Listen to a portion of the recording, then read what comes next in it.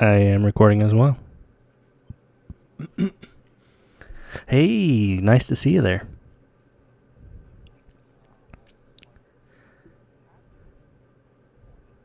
Oh, happy 4th of July right back at ya.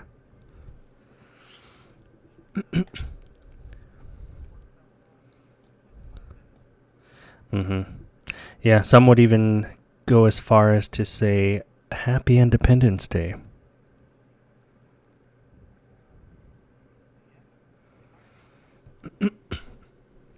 Ooh.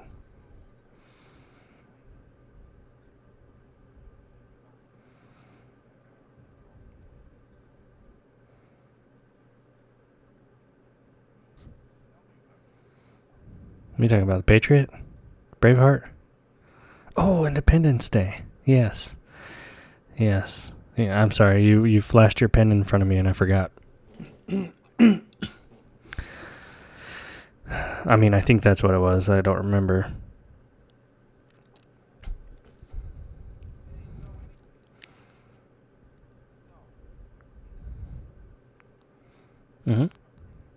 All right, let's hear it.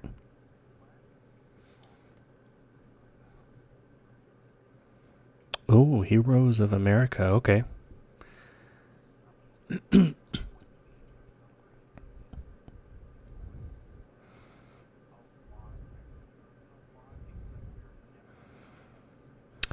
Right. Yeah, absolutely.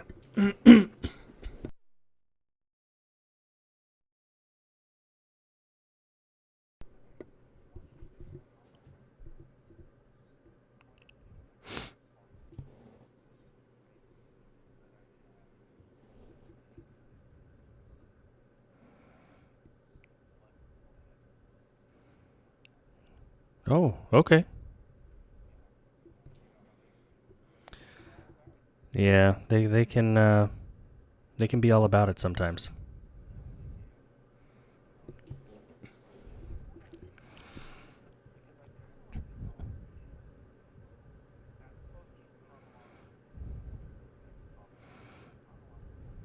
Hmm. Okay.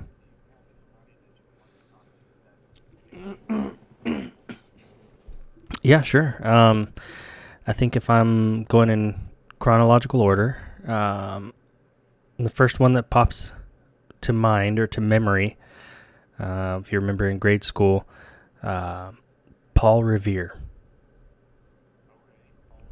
You know, the British are coming. The British are coming.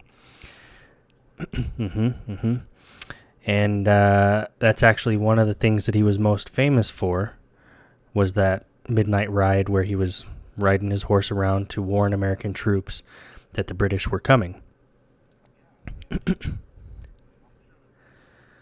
Yeah. Well, and, looking back on it, it's pretty neat. Obviously they didn't have the technology that we have today, but they were still so resourceful. And they had instructed the people, hey, go up into this church tower, and if you see, like, they're going to make signals. If you see the British coming by land, light one lantern. If you see them coming by sea, light two lanterns. So, of course, in grade school, we learn, one if by land, two if by sea, the British are coming, yada, yada. But I thought that little piece or that little nugget was pretty neat. I mean, again, they don't have the technology that we have, and something like that to signal them so they could hide their resources or prepare for the oncoming of whatever was ahead of them that they weren't sure of necessarily. And I thought that was pretty neat. But he was able to, by doing that, warn all of the Patriots, save countless lives, and prepare, the American side for what would become the Battle of Lexington and Concord. Yeah. So I would say he was a pretty, that was a pretty pivotal moment there. He was a pretty revered guy. Stop it, Drew. Stop.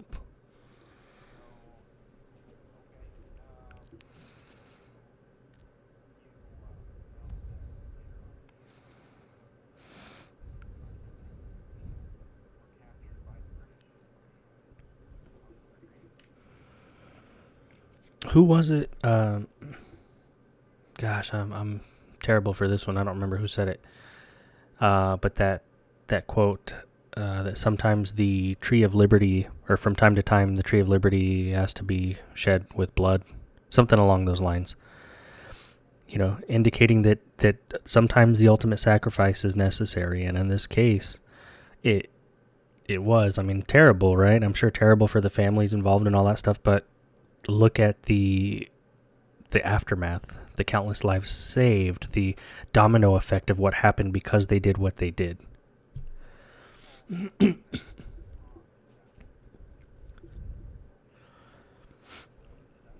Yeah. Oh, absolutely.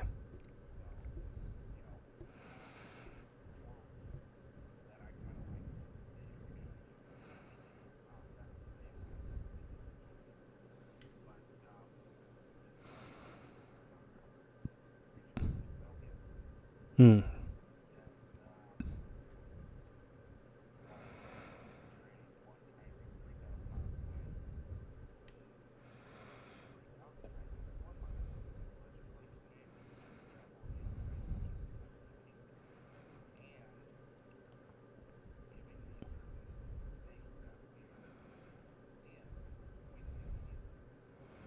Yeah. Yeah. Definitely. That's a great quote.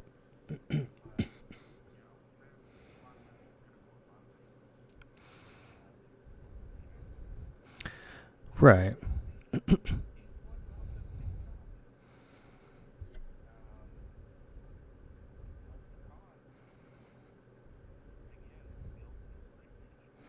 Mm-hmm. Yep. Yeah. What about you? Oh, me? Okay. Yeah. Let's see. We could fast forward a little. Another one that I've got here would be Audie Murphy. Yes, sir. U.S. Army soldier, actor, and Medal of Honor recipient.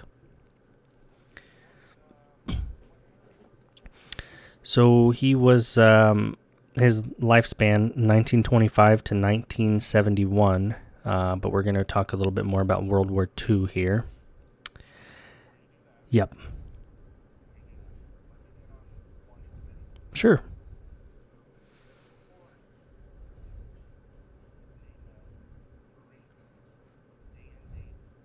It was good for Dan Daly.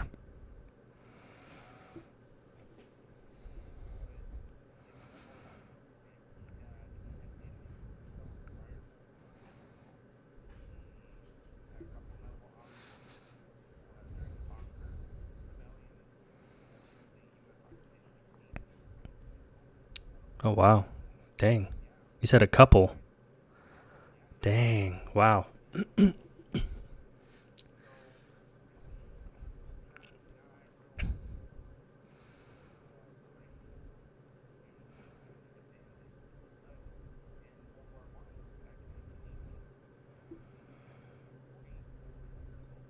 Oh, wow.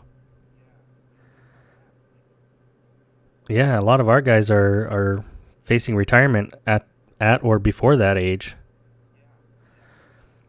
And he's 44 and he's out fighting hand-to-hand combat. I mean, just going nuts.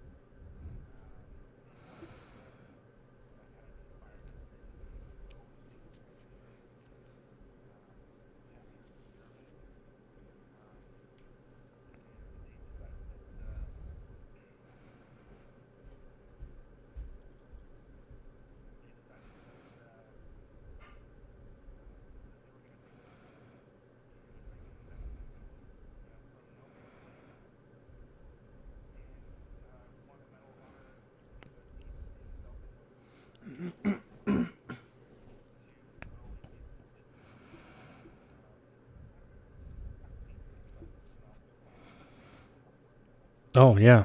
Well, and what an idea, right? You're in the thick of it, under machine gun fire. You've got to rally your troops and pretty much try to convince them, hey, we're going on a suicide mission here. You're not all going to make it. And tell them or ask them, do you want to live forever? Like, obviously, he's not talking a physical life, but do you want to go down in history? Do you want to be remembered? That takes some big cojones.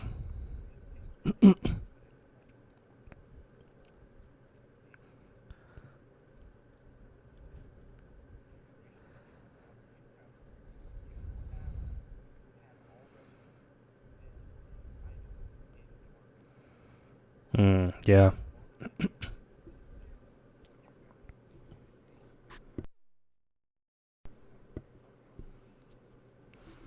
Yeah.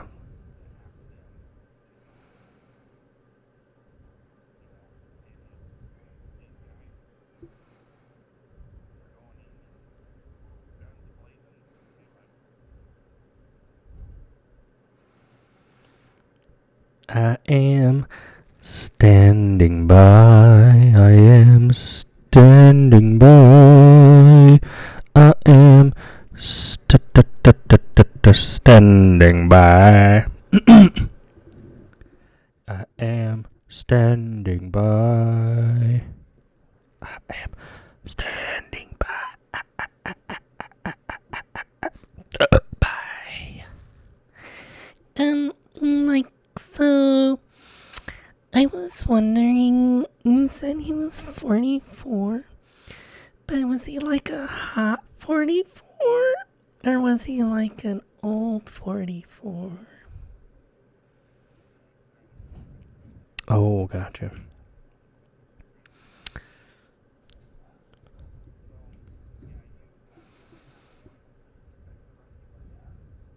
Oh, yeah.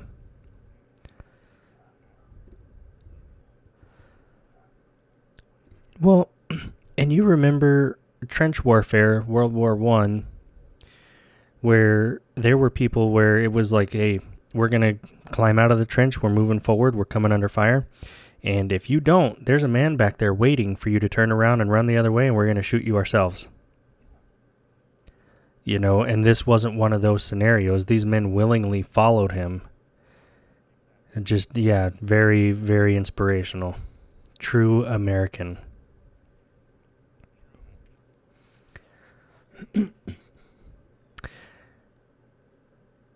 Yes.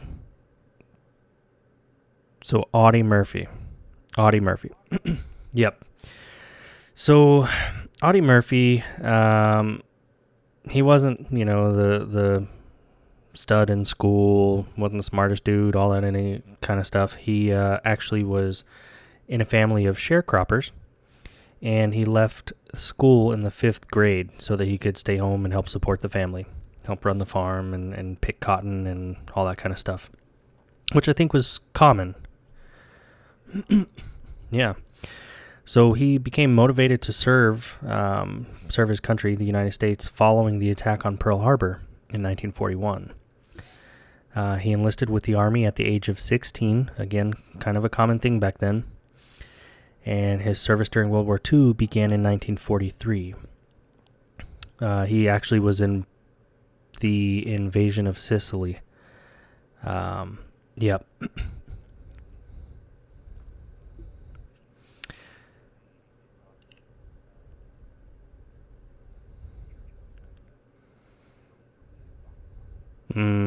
Gotcha.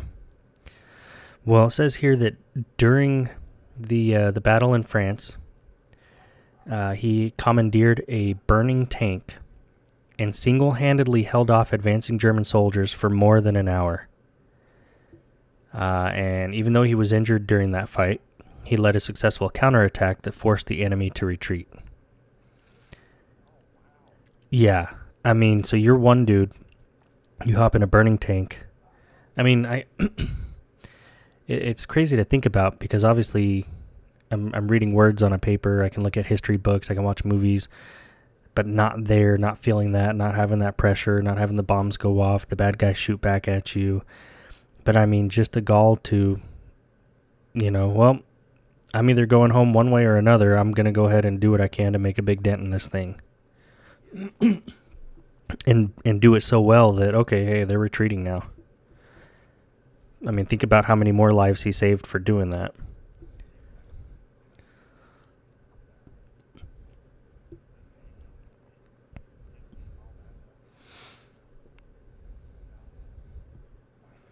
Mm-hmm.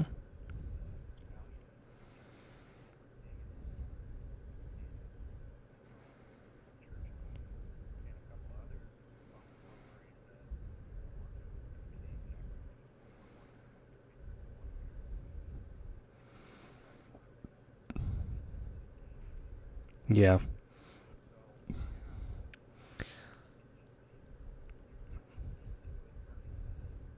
Oh, yeah. And you're not a small target.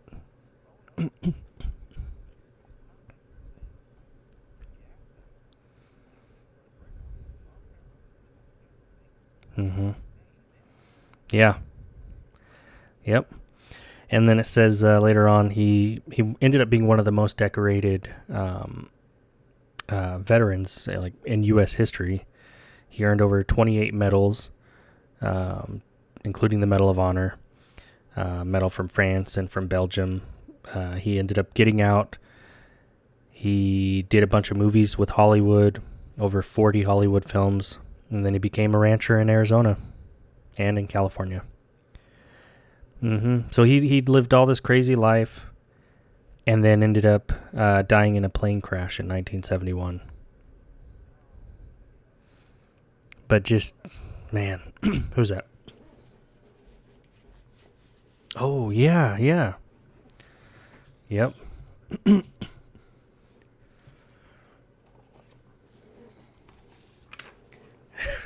yeah,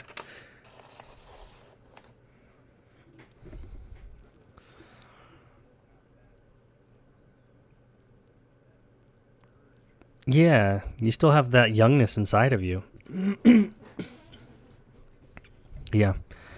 Well, it's like I was talking to my neighbor's friend, and he's in his 90s now. And I asked him about that when he had his most recent birthday, and he said, age is just a number. Age is just a mindset. You know, he's still the young guy. I mean, I bet if he could, he'd still be out there riding his motorcycle and going nuts.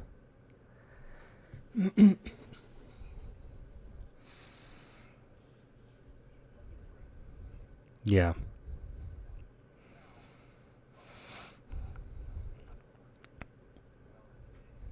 sure.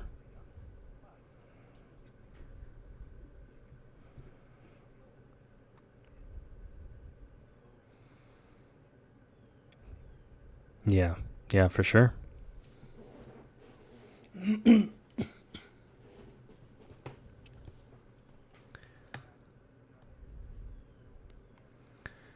True American hero right there.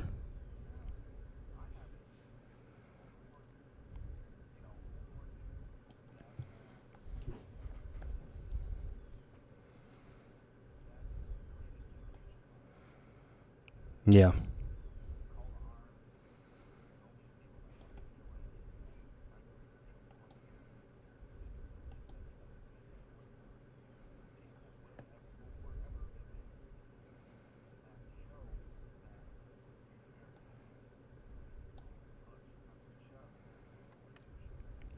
Oh, yeah.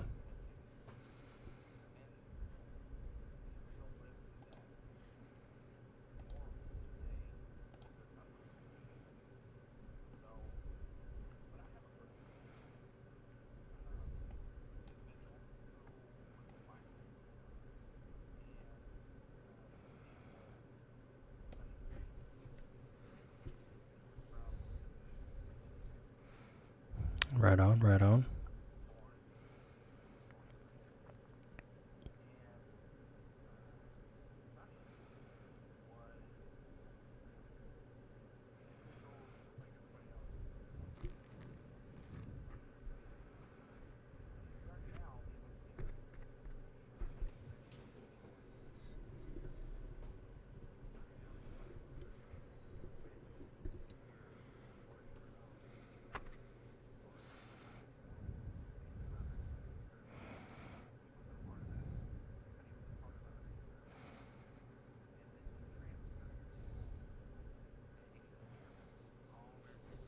Mm.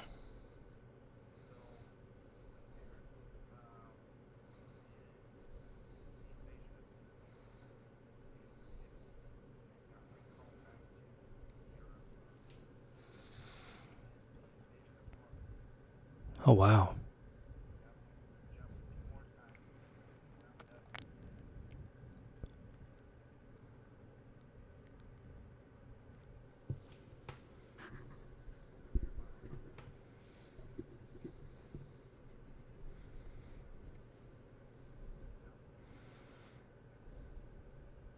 Oh, the eagle's nest?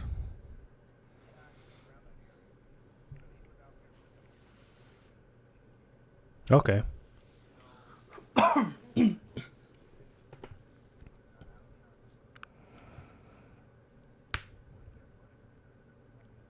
Yeah. Oh, yeah, yeah.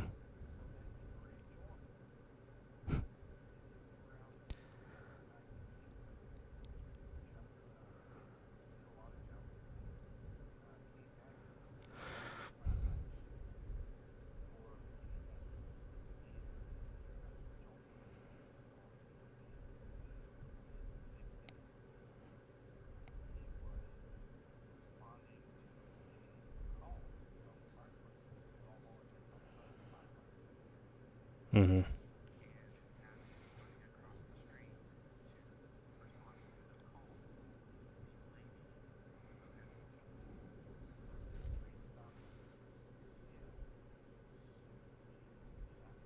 Oh, wow.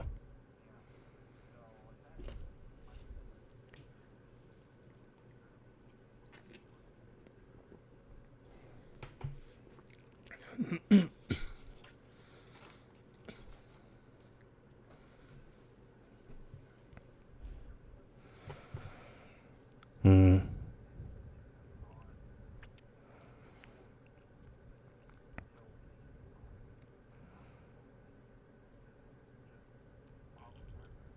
Yeah.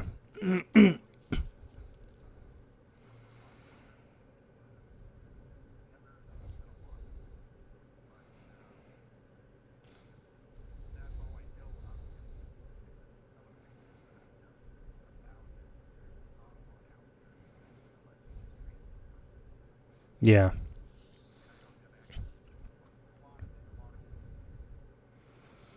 Gotcha. Oh, yeah, definitely.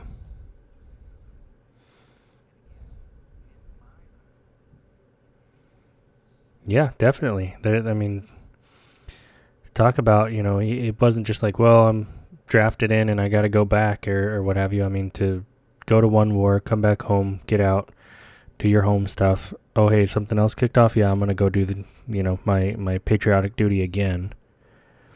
Like, holy moly. Some people would be like, dude, you've already gone once. You're good.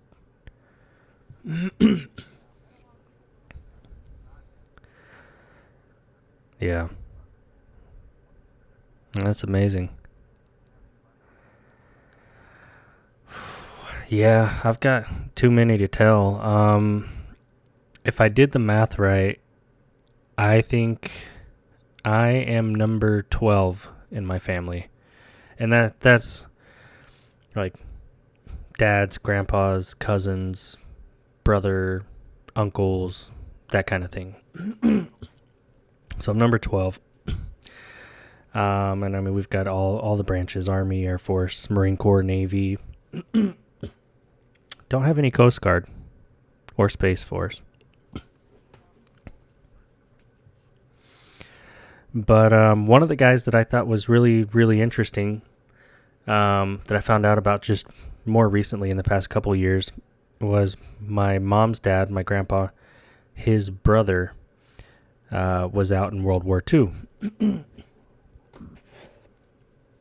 So apparently, as a young teen, he worked for Pan America and doing whatever. And he eventually decided to join up in the Army, or the Army Air Corps, or whatever it was called at the time. And he went to Shepherd Air Force Base. Well, he went to Lackland for training. He went to Shepherd.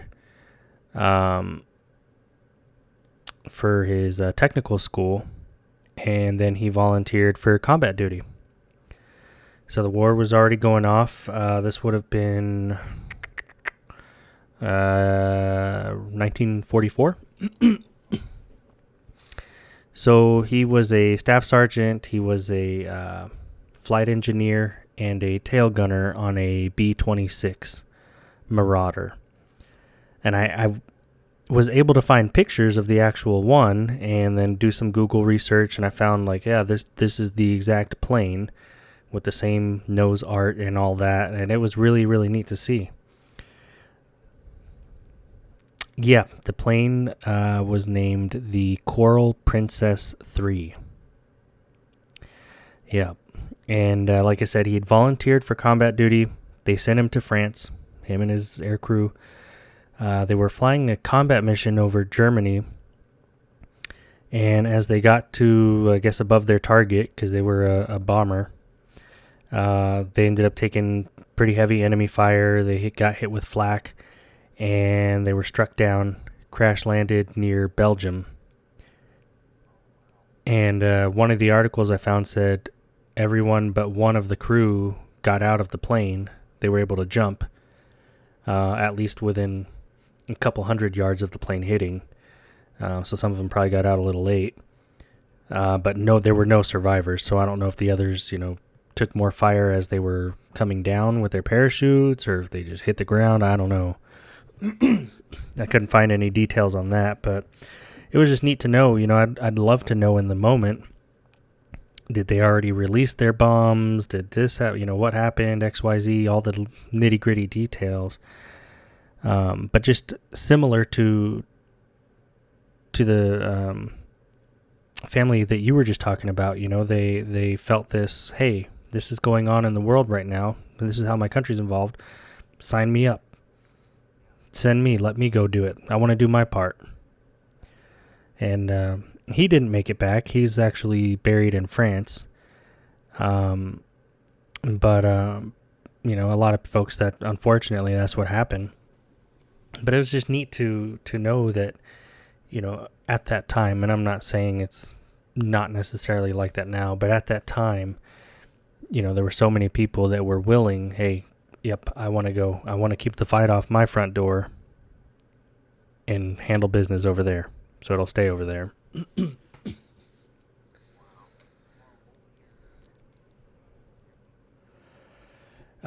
So his brother's name was Ezekiel Mendez.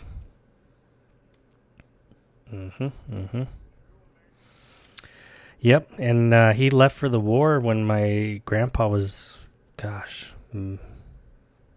not even a teenager. Like he was, he was probably 9, 10, 11, somewhere around there. So he never saw him again. And then he ended up joining the Marine Corps and yada, yada, yada. Lots of family in the military, but yeah, that one was pretty interesting to find out.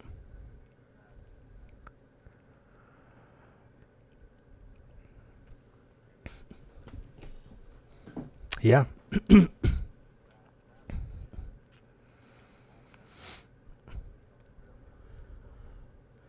Mm-hmm.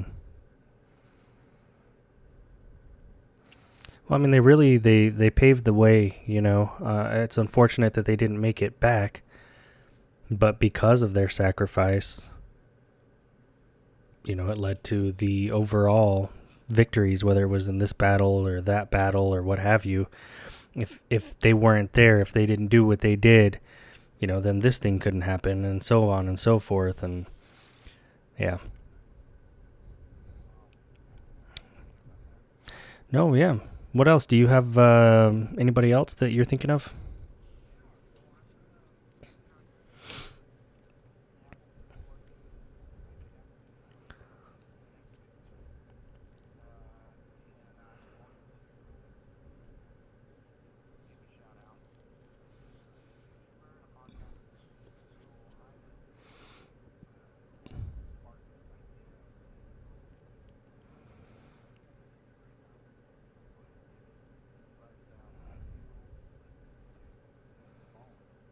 Oh.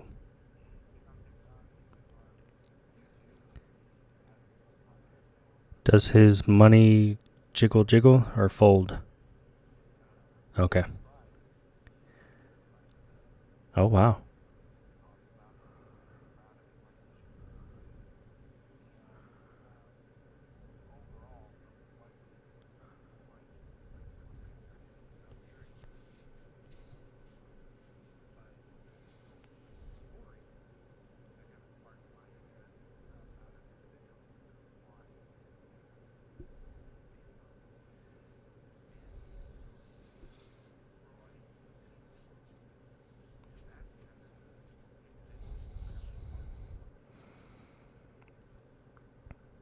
Yeah, yeah. Tell me more.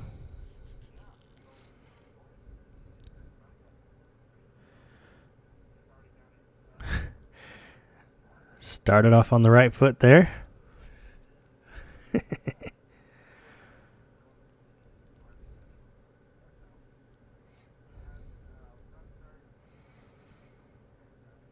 Yeah.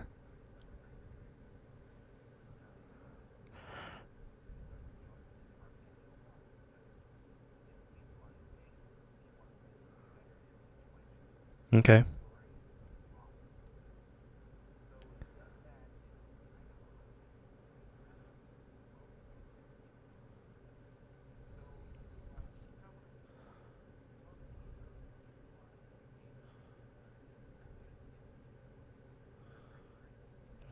Oh, wow.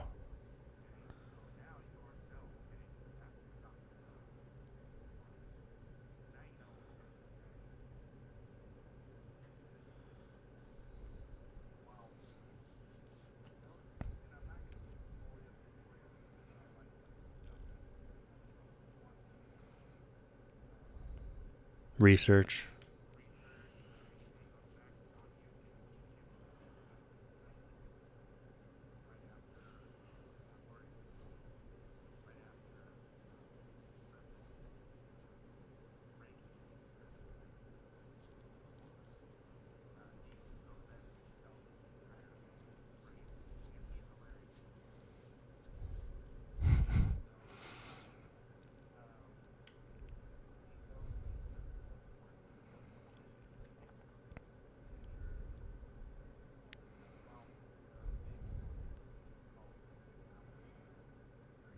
Mm.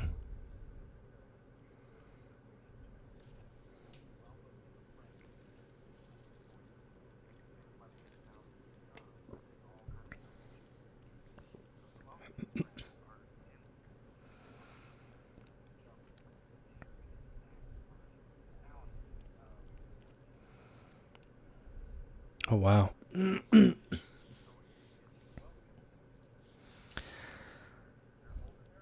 Yeah. Not not good odds there.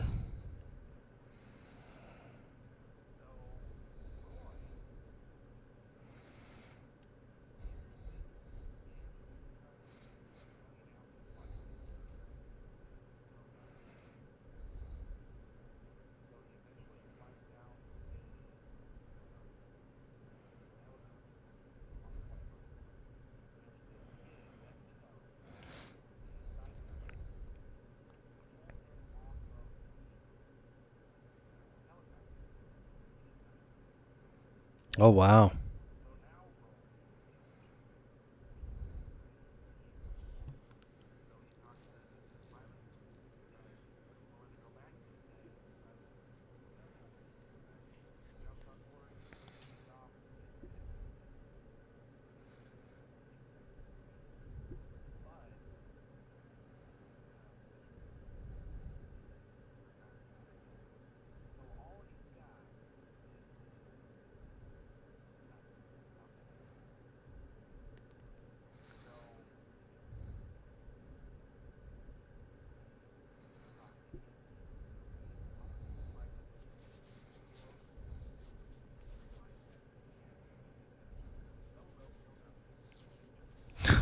Golly.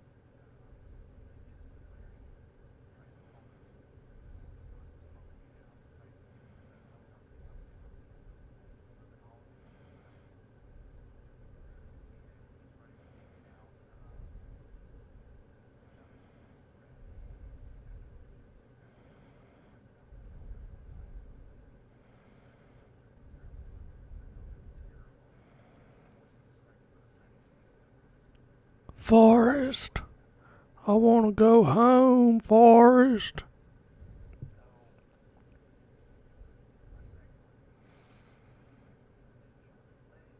Golly.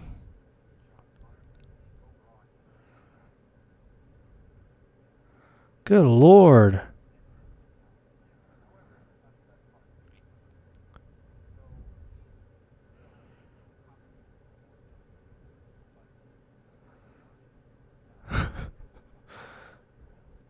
Got that adrenaline going, huh?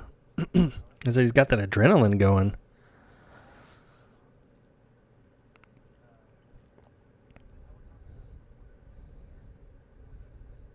Hmm.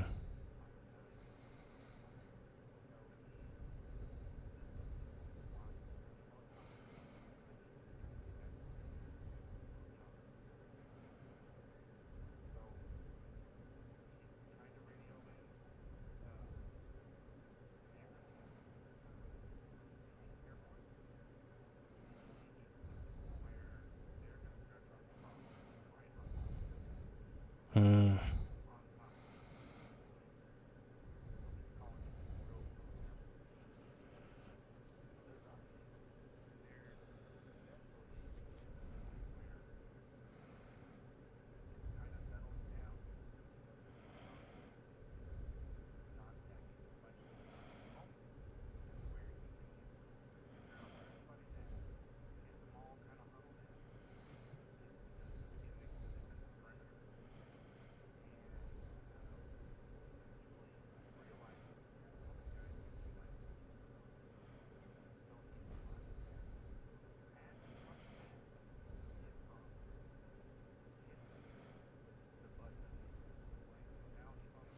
So they're doing close quarter stuff now.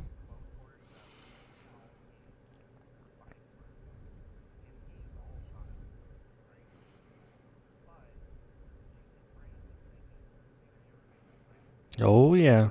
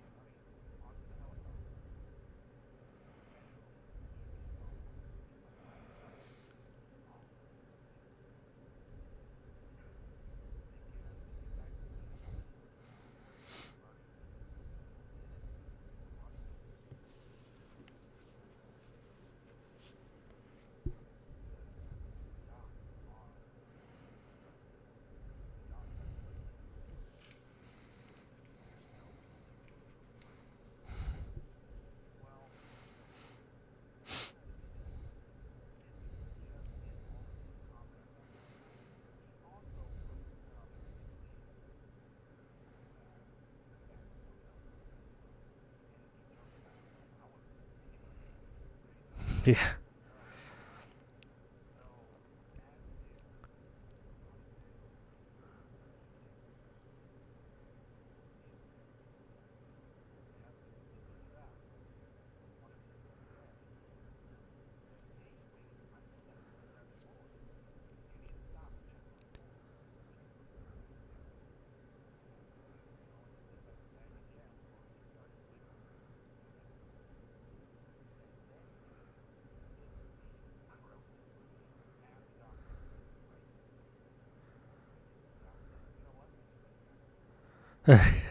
Yeah.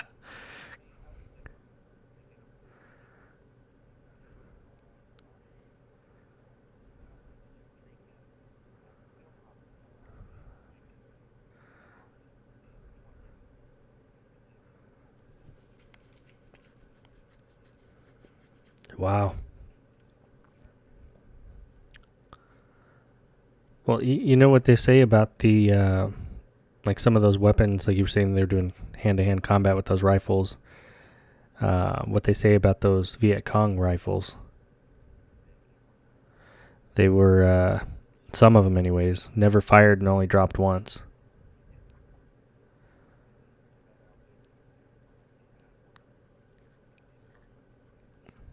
Golly.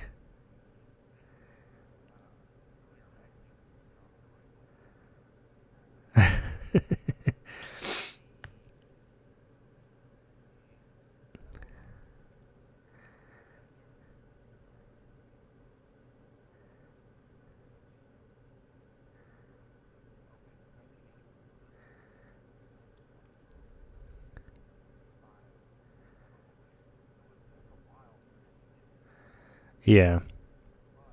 Well, you know why. Because sometimes the administrative process takes a while.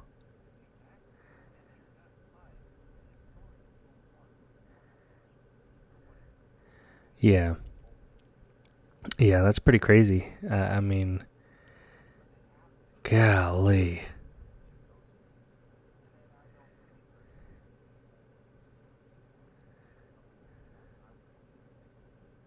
Yeah, sure.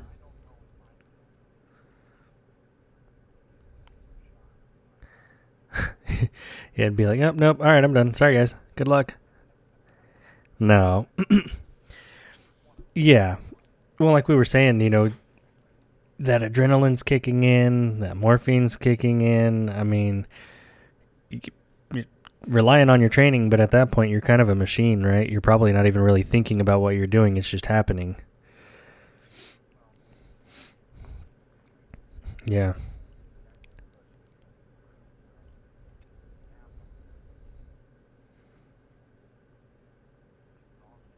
Yeah. Well, and that's why training sometimes it looks, I don't know what the right word is, looks vicious, looks hard, whatever. Like when you see these documentaries and you see like SEALs training and it looks like the guy's trying to drown the other guy. You're like, holy cow, this is hazing or this is too much or whatever. But they're not there to kill anybody. They're there to put him under that stress so that if and when it happens in combat situations, hey, my mind, my brain, I've been here before. I can get out of this, or I know how to navigate this. I can talk myself down. I can not freak out, whatever, because I've already been exposed to this type of stuff.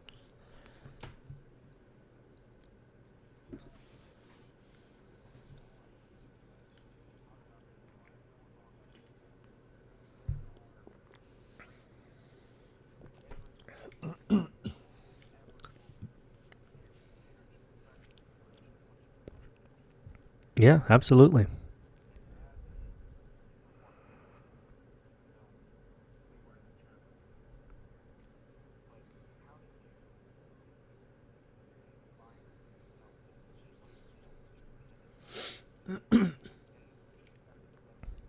Yeah. Well,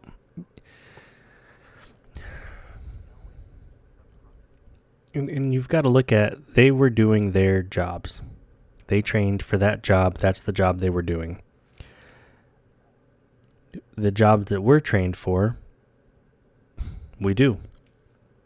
And the way that we can replicate those kinds of things, obviously combat is conducted a little differently these days than it was back then as well. But the way that we can do that is to rely on the training, do the best that we can do. There's instances where you can go above and beyond or volunteer for this or that or whatever, but even in an admin role, do your dang job. I know for me, we train in the Persco realm and casualty and accountability and, stuff that may seem menial to others, but you can't really do stuff if you don't know how many forces are on the ground or who's capable or who's got to be medevaced, and you've got to coordinate all that stuff, and talk to the aircrew people and the TMO people to move people in or out or whatever the case is, or notify families of deaths, or hey, your loved one's being sent to a hospital in Germany and they're off the field, so to speak. But for me, when I was downrange doing that stuff, I was the only guy on my 7-person team that had the capability to do the casualty piece. So, and I was a night shifter, so when I got woke up after like 2 hours of sleep and they're telling me, hey, I got to go, so-and-so wants to talk to me, I'm going to get debriefed or whatever, I'm like, oh crap, what did I do or what didn't I do? And then they're telling me that, hey, we need this to happen. We need this report. We've got to talk to headquarters. We got to do ABC. Here's the list. For me, that's when that adrenaline kicked in and that, hey, I got to rely on my training. I know how to do this. All right. I've done this a million times in practice and in exercises and all this stuff. So it was very familiar. And I knew, okay, this is real this time. This is, 4 people died. These are 4 real families that are going to be receiving this information. I need to get it right. I've got to get the details. You fill in the blank. But I think that's how no matter what your job is, that's how you replicate that kind, you bring that same energy. It doesn't necessarily have to be, I'm going hand to hand and it's your life or my life. It can be. But it could be something else too. Maybe you're in charge of scheduling flights. Crap, if that doesn't happen, resources are left behind. People are left behind. Stuff doesn't get out on time. Things don't unalive themselves that need to be unalived in time, so on and so forth. Every little job has its purpose.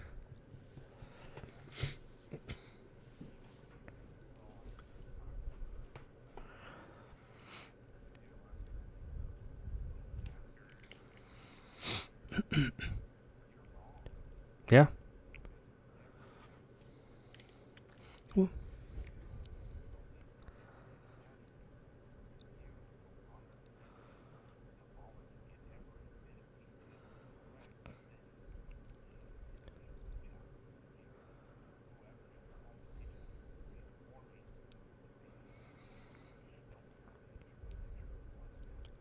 Yeah, well, yeah, they don't have a true picture. They may not receive the entitlements or the death benefits, unpaid pay allowances, life insurance, all these things that are a domino effect from that reporting, and that could be held up because I didn't do my job right, or I didn't care, or I just whatever. You know. So yeah, everybody, we used to watch those videos when we were active duty, like, oh, everybody's a puzzle piece. Where do you fit in and whatnot? But yeah, there's truth to that, and if you don't see it that way, if you don't, like you said a second ago, like, oh yeah, I'm not doing what I raised my right hand to do. If you kind of have that attitude or that mentality, that maybe it's not the job for you. Maybe do your time and figure something else out for the rest of your life. But yeah, and there's nothing wrong with that. At least you're identifying it and you're moving forward.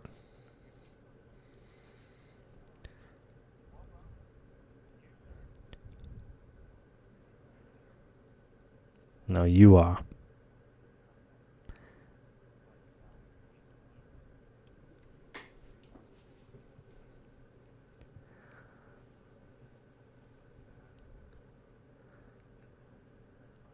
Mm-hmm.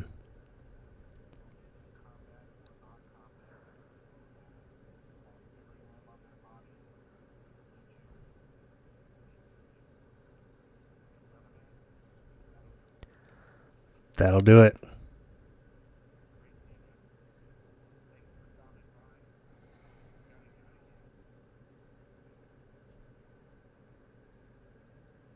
Yes.